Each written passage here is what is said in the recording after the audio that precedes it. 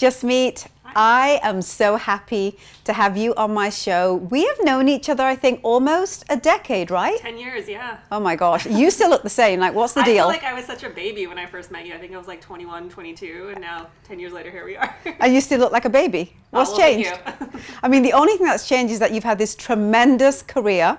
I'm really excited to be talking to you about it because I've been following you and I'm like, this girl just keeps going from better to fabulous to great. And it's not that often that you get to come back to Toronto and you're here. So I've had the moment to be able to sit with you and we're going to talk about how you kind of got to where you are today. You are working with Masterclass and you have a very fundamental role there. I'm going to come back there. But let's talk about, your start. Born in Malaysia, lived in Malton, Brampton, went to school here at UFT. Talk to me a little bit about those early days. What were some of your aspirations, about what you wanted to do with your life? Yeah, I mean, so I obviously, grew up in Mississauga, Brampton, Greater Toronto area, and a South Asian family. I think every young South Asian goes through the rite of, I have to be a doctor, engineer, lawyer. So I wouldn't necessarily say I had the pressure to be that. I think I just gave myself that idea. I was like, I'm going to be a doctor. And then from there, it was like, oh, maybe a veterinarian or maybe this kind of doctor. But it was always like the health field was something that I was driving towards. So I ended up going to University of Toronto, enrolling in the life sciences, actually. So I took all the physics, the chemistry, the bio, and it was never something I questioned. It was just like, this is what I'm going to be doing. Right. And then in university, I just got exposed for the first time to just a diversity of different career paths that I could be pursuing. And I think underneath all of that, there was always a little bit of inkling of wanting to do something with the media. My mother, we were immigrants growing up, and she was a newspaper delivery for the Toronto Star. So I actually grew up with the newspaper in my house, like every single day growing up when I was 5-6 years old. And I think that contributed to this feeling of wanting to be a part of the media and like, what is this world that I could be a part of? And that inkling, I think, started growing for the first time when I was at the University of Toronto. I was like, oh, there's student newspapers and I'm living in downtown Toronto for the first time. The CBC is nearby. And I was just exploring those worlds for the first time. And I think by the time I finished university, it kind of settled in my mind that I wanted to be a journalist specifically. So I graduated University of Toronto and started my first internship with the Toronto Star. Wow. Photojournalism or reporter? I think it was just, it started out being a reporter that, my first internship was basically working in the radio room. So for those of you who don't know what the radio room is, it's basically you're listening to police scanners all night long to just see if like a homicide happens. And if something crazy happens, like an explosion or Queen Elizabeth dies overnight, across the pond, I would have to call an editor, wake them up and be like, Queen Elizabeth has died, or there's been an explosion or 5 homicides. So it was literally being the ears and the eyes for the newsroom was my first internship. And I definitely really loved it. It was very stressful though. A part of me during that internship questioned, like, is this really what I want to be doing for the rest of my life, of like going out to people's worst moments, in a homicide or in a car accident and having that be my life. And don't get me wrong, I totally respect the work that journalists do, especially now more than ever. Absolutely. But it was a question of like, oh God, is this really what I want to be doing for the rest of my life? I knew though that I wanted to continue to work in media, maybe expand what that could possibly mean. I think, looking back, I think every step of my life was just discovering more and more of what avenues were available to me. When I was a teenager, all I thought was I could be a doctor. When I was in university, all I thought was like to be in media was to be in journalism. And then when I finished my internship, I realized to be in media could be so many different other things. Absolutely. I know that you did a stint in New York at Facebook. Mm-hmm. Talk to me a little bit about how that kind of happened for you. Yeah, so Facebook came much later on. So actually what happened was I finished my internship at the Toronto Star, decided I didn't necessarily want to be a reporter, but I wanted to expand what the world of media could look like. And, to me, there's no bigger playground to exploring that than in New York City. And so I made the decision to pursue a master's degree in journalism at Columbia University. Wow. So I went down there, and then that was just an explosion of what being in media could be beyond just being a beat reporter. So through my graduate program, I was able to just reach out and have coffees with all kinds of people, like reality TV producers, people working in digital media, people who even worked at like the Colbert Report and the Jon Stewart Show when that was still going on. And that was an amazing experience. Like I got to go and see a taping of the Colbert Report when it was still airing. And it was just the exciting feeling of being on a set and having cameras turn on and having watch someone perform. I was like, oh my gosh, this is amazing. And so when I finished my degree, I realized that, you know, what that feeling meant for me about being in media meant more of maybe I want to be part of visual entertainment. Maybe I want to create something rather than being on the sidelines reporting about what was happening. I wanted to be the person making things happen. So from there, I kind of just, on a whim, really, I was just like, oh, what does that mean to be part of visual entertainment? I was like, music videos. Like I'd always loved watching music videos on Much Music. And I don't know if Much Music still is showing music videos nowadays or not. It was just at the start of like YouTube, and you know, the number one most watched content on YouTube is actually music videos, which people don't really realize a lot. Absolutely. And I just saw this like burgeoning with the rise of YouTube, with the rise of music videos. Music videos were now being seen more of like an art form. We've kind of seen the culmination of that with like a music video, the one by Childish Gambino, This Is America, where it's like you can use music videos for statements to brand an artist. And it just felt like a world I wanted to be a part of. So I had no connections, obviously. I was like, oh, I want to do music videos. And in my heart, it just kind of clicked very instantly. I'm like, I need to be in Los Angeles for this. You know, absolutely. There's media opportunities available in Toronto. There's media opportunities available in New York. But like I sat down, I was like, where is the heart of this industry? And I was like, there are people who have actual jobs to make music videos. A music video director is a real job. And it was like such an amazing thing to like suddenly realize that like something that you just watch on TV, there's fields of people whose sole job is dedicated to creating this. So I was like, I got to go to Los Angeles. Okay. Who do I know in Los Angeles? Nobody. And it was just like, I just need to find one person. And so I like sat down at Columbia University in my dorm, made a list of like my top 10 music videos that I liked. I was like, okay, who's the director behind these things? Who are the production companies behind them? So smart. Went on IMDb and I just like made a list. And I think like at the time I was really into Rihanna. So like 5 of them were like Rihanna music videos. And lo and behold, there was like one guy who was like her music video director making her music videos. His name was Anthony Mandler. And I was like, this is the guy. This is the guy I need to work for. So I ended up purchasing like IMDb Pro for like $13 a month, which was like a lot of money back then. I was like, this is an investment in my career, and ended up finding like his lawyer's office or his agent's office or some office of his, and like wrote out a letter just explaining, just very honestly, like I didn't try to be smart or like, you know, cool. I was just saying, hey, I grew up in Canada. I'm at Columbia University in journalism. I realized music videos is something I really want to do. You know, you have directed some of my favorite music videos, like, you know, Disturbia by Rihanna, and just explaining it in a very long letter. You know, this is something I really want to be a part of, and I don't know how to get started. Would you ever want to have coffee with me? It was a very honest letter, and I just sent it to him and like did not think I would ever hear from him, but I got an email from him, and he was just like, oh, you should totally have coffee with me. Like, let's have coffee next week. You know, at so-and-so cafe in Los Angeles. Cause I guess in his mind, I was already in Los Angeles, and I was like, shit, I'm in New York. But it was just like, that was all I needed to just take the leap. You know, I had heard from a lot of people that it's hard for someone to give you a job when you're not already in the city. Yeah. You kind of just have to commit, go there, and then start hustling to find a job. So I was like, you know, it just all kind of clicked in my head. I'm like, this is where I need to be to just get this career started somehow. So I bought a one-way ticket to Los Angeles. I remember my mom, I went back home to Toronto for a bit. I remember my mom like driving me to the Buffalo airport. That's where you get cheaper tickets. Yeah. And I remember the ticket would only cost like $200 or something. And I was like, bye, Mom. I'm like, she was like, good luck. She didn't really understand, but she was very supportive, which I had always appreciated.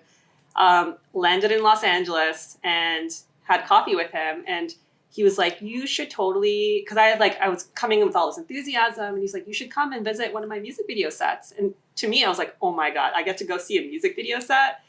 And then I was like trying to be cool and trying to be casual. I was like, oh, who's the music video for? And he's like, and he was just like doing something. I was like, oh, I think it's for Taylor Swift or something. And I was like, my heart just like dropped. But like, I'm trying to like, you know, keep cool on my face. So Taylor Swift is one of my favorite artists ever. And I was just like, oh my God, this is happening. And so that kind of launched into the world that I entered, which was like music videos and like working with him and continuing on into this path into like visual entertainment. And you've actually amassed quite the portfolio in that kind of genre, starting off as a journalist, and there's a lot of photography around your portfolio. There is a lot of kind of video, creative directorship around the work that you've done. You work with some of the biggest people. You just mentioned your debut foray into kind of the video realm was a Taylor Swift video. And you've done a ton with a lot of other artists. Tell me, because, a lot of people, who aren't really in this world don't really kind of understand how you make a career from it, right? I know it takes a lot of guts. I know there's a lot of hustle in it. And it's not like, as you mentioned off the top of our interview, you study for a doctor's degree and you become a doctor. And it's like, it's a fail-proof career, right? This isn't. I mean, the hustle's the same. You're still working as hard, but you don't necessarily always kind of accomplish the same, end result. But you're one of the few that have. And I feel that there's always been an opportunity there that you've kind of gone after. I feel that that's kind of been your journey, but I want you to tell me, with all of the changes that you've had and the different places that you've lived, the different types of people you worked with, whether it's been straight up journalism, whether it's been photography, or whether it's been being a part of kind of the world of video, what has been that gut feeling in you where you've been like, okay, this has got to be my next step? Because it could be anywhere, right? Yeah. Especially in this world. I think I was speaking about this with my friend recently, and she actually said it to me, and it took me aback. She's like, you have always been really honest about what you need and like where you need to go. And at first I didn't believe her, because I'm like, at times in anyone's career, like you don't always know what the larger strategy is. And like, oh, you take this job and then you take that job. And I think when I look back at like the last 8 years, I suppose, that I've been working in this industry, I think there's a little bit of a true element to that. I've always been very clear in understanding that like life is short, and then you just kind of need to go after opportunities when they present themselves. Like there's another world where Anthony Mandler could have been like, have coffee with me in LA. And I could have been like, oh, I'm in New York. Can you wait till I'm in LA 3 months later? Absolutely. There's the visceral feeling of like, when the iron is hot, you strike it, or whatever that saying is. Yeah. Strike the iron while the iron is hot. I'm always bad with those things.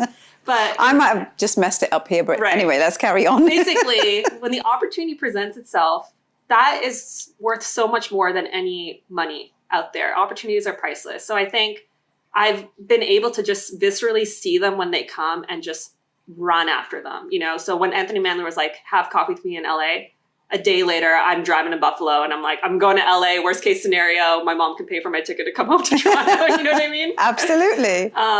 It was the same thing. Like, when I started getting into photography more, how that happened was we did a music video with this band from Kentucky called Cage the Elephant. Had a great relationship. I think I was a PA on the set. I had a great relationship with the executive producer. And I saw that Cage the Elephant was going on tour. And it was just like, this is a moment right here. Why not ask, the people that met through the music video set, like, can I take photos for them on their tour? And then that led to my very first concert photos. And then, fast forward a few years later, I had a portfolio of concert photos, and I was like, why not do this for Taylor Swift? And I had remembered the people that I worked with from the Taylor Swift music videos. And I just asked them like, look, I have a portfolio that didn't exist like 3 months ago. You know what I mean?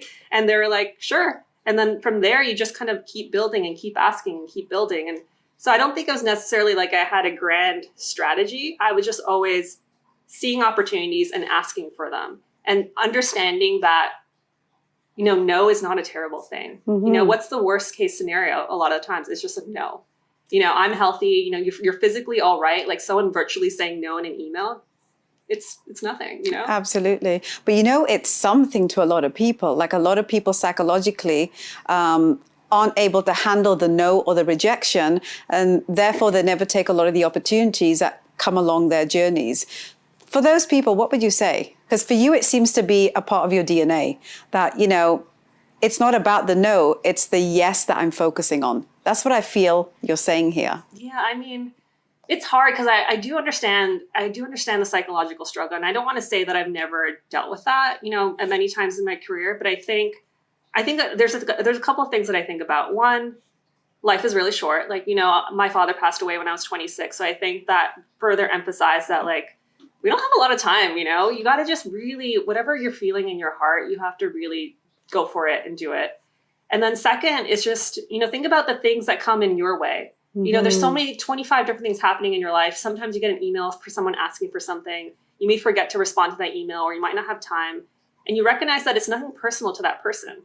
You just got 35 other things happening. I get a lot of those emails now. So on the other end, when someone says no, you have to recognize, like, you don't know, there's 4,500 things happening in their world. It's so not personal. It's so not about you. Right. Yeah. And then the third thing is just, I hate to say it, but a lot of times it's just like a crapshoot. If your email comes at the right time of the day, if it goes to the right person, if it's the right time.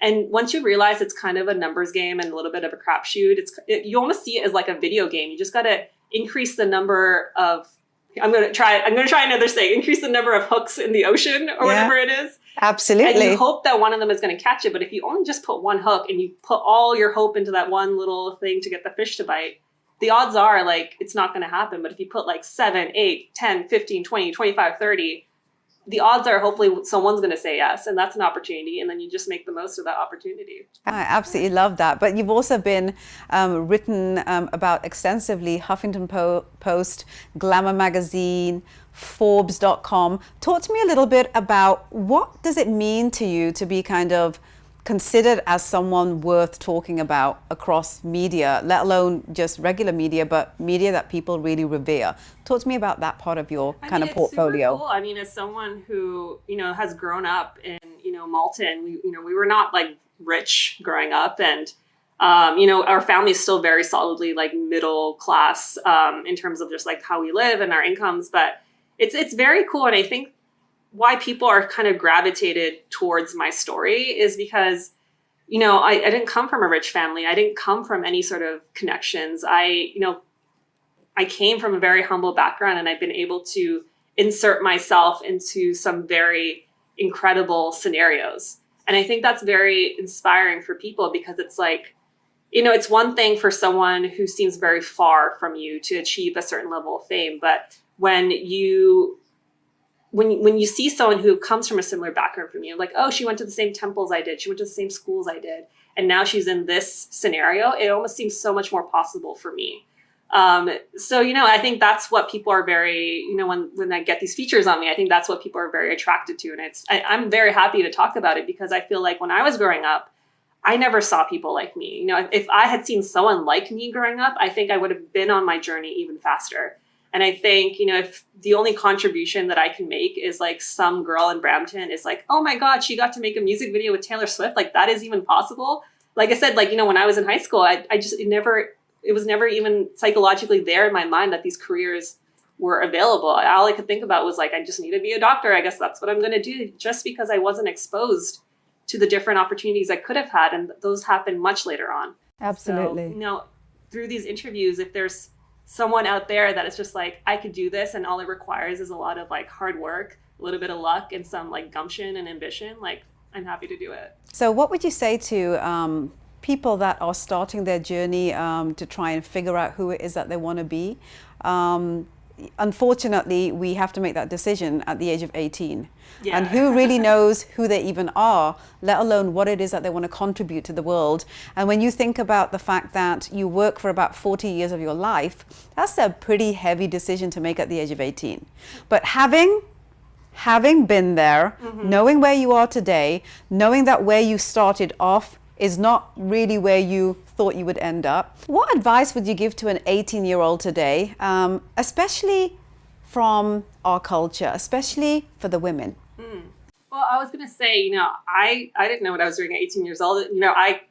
I was on a path to becoming a doctor living in Toronto, and look where I am now. So I wouldn't say necessarily you need to decide forever and ever at 18. I know there's like an incredible amount of pressure, and I've changed my job 4 different times. I've lived in 5 different cities now, and I'm still trying to figure it out. Like, what is my next step? So the first thing I would say is your life is not totally decided at 18 years old.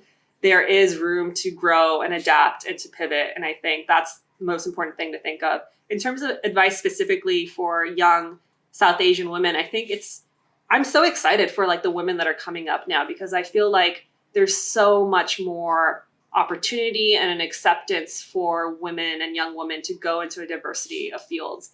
I think we have some incredible role models and incredible tools at our disposal now with digital media and online media in terms of finding out what careers are available and seeing other people like them really just kill it in a variety of fields. And, like I said, I wish I had that growing up, because then I could have launched my career quicker.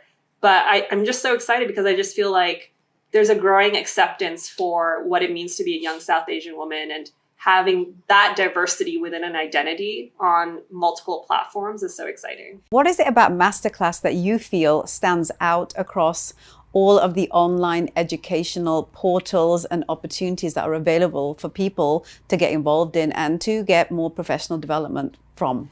No one is doing the level of cinematic and production quality that we are, with the level of talent that we are, at the price points that we are. We have Helen, Mirran, and we have like Samuel L. Jackson. If you go on YouTube and watch interviews with them, it's always about like their personal life or things about their movies. When was the last time you ever got to like, these people have been asked questions about like, how do you actually do the craft of acting? Like when you're presented with this scene, how do you tackle it? And those questions are just never asked. And for aspiring actors, this is such a goldmine, I feel. I could talk to you for hours. You're so interesting. You're so kind of logical about your journey. You're not in your own head about it, which is really awesome. Tell me what's next for you. If you had told a 16-year-old me that I would be living in San Francisco, working at a tech startup and making a video with Annie Leibovitz, I'd be like, oh my God, how? But also, cool, sign me up. So it's like, and then if you ask like an 18-year-old self, my 18-year-old self that, or even like my 26-year-old self that, I don't think I could have predicted, even though it all seems kind of like logical, I don't think I could have predicted what was happening next. And I hope like the next stage, I'm not entirely clear what that would be, but I think there's going to be more huge opportunities in video streaming. Like Apple just announced, that they're starting their own platform. Disney's announcing they're starting on their own platform. I work in San Francisco. I'm meeting a lot of people who work in the startup industry. So I'm learning a lot about entrepreneurship. And I think there's something in my future around entrepreneurship, entertainment, and what exactly that is, I don't know, but I'm enjoying the work right now in Masterclass. I'm meeting a lot of interesting people. I'm learning a lot. So we'll see what happens next. Brilliant. So what would be that one piece of advice that you'd give to people out there? You have a very entrepreneurial spirit. Everything that you've done screams of that, which is huge in the South Asian space. When you look at a lot of the content superstars out there, they're all like, in essence, entrepreneurs, right?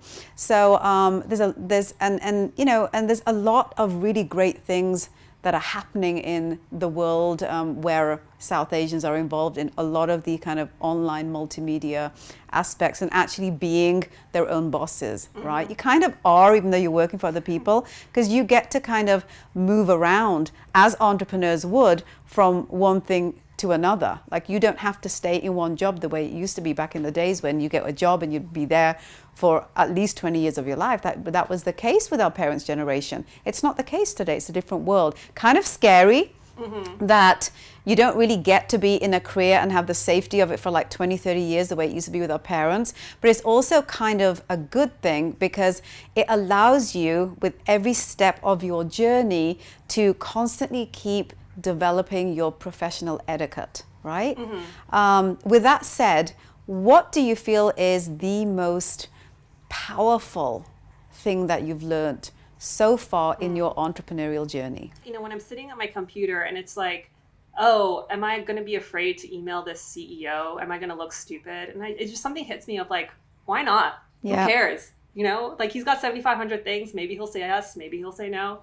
If he says yes, my whole life changes. Absolutely. So it's like, I always go back to this feeling of like, there's just no time to hesitate. There's no time to be afraid and to be scared because this is your life. Like, this is your life. You only get one chance at it. And, if you want to do something, just do it. Because, at the end, we're all just going to end up in the same place. Unfortunately, I know that's like a very sad way to like end the interview. I don't think it is. I mean, we all come from the same place. We're all ending up in the same place. What we do in between there is what defines the uniqueness of our journey and our contribution to ourselves, the people we love, and society. Yeah, like one of the things that really pains me is like when I see people who know what they want to do, they know what they want to do, but there's layers on top of that is muddling it. Cultural expectations, self-esteem issues, what they perceive as like available opportunities, or if they're in their 30s, they feel like it's too late, or 30s or 40s. And it's just like, they know what they want to do. Scratch off the other layers and focus on what you want to do and do it.